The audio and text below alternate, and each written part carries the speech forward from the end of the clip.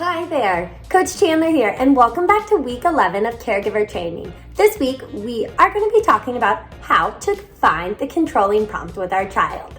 If you remember, a prompt is the insertion of a verbal, visual, or physical cue to support our child when they don't have the skill to engage in a behavior or are currently not. Prompts can be thought of in a hierarchy, from least to most: verbal, model, and physical cues. But prompts must be faded in order for a skill to become independent. When prompting a child through a skill, it's important to know what the controlling prompt is. The controlling prompt is the prompt that is going to result in the child completing the skill correctly. It is the last prompt in the prompting hierarchy. The controlling prompt can be any type of prompt, but it's going to be individualized for the child and the skill that the child is completing. Let's go through some examples of different types of controlling prompts. Pointing to the sink and saying, "Better wash your hands," may be enough to start Bobby on the hand washing sequence. However, Betty requires you to tap her on the shoulder before she starts engaging in the hand washing sequence. Therefore, the controlling prompt for Bobby was only a verbal cue, but for Betty, she required a partial physical prompt. Another example is at snack time. Betty and Bobby both want more pretzels. Betty's controlling prompt is her mother providing her the verbal prompt of for her to say more.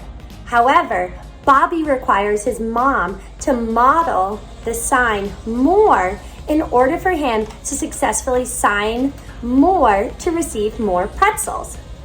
Therefore, the controlling prompt for Bobby was a model cue, while Betty just needed a verbal cue.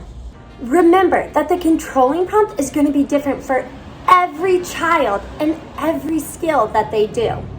I want you to take a second and write down what are 2 skills that your child is currently working on. Do those skills have different controlling prompts? Is there a set of skills, maybe they're motor skills, that are all currently requiring the same controlling prompt? Take a second and reflect on this.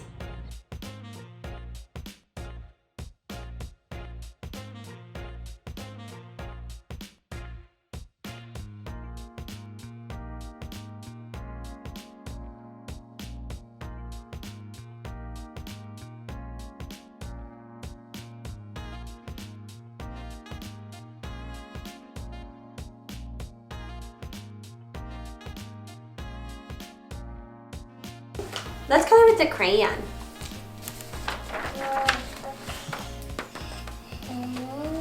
And we'll let Zach color here.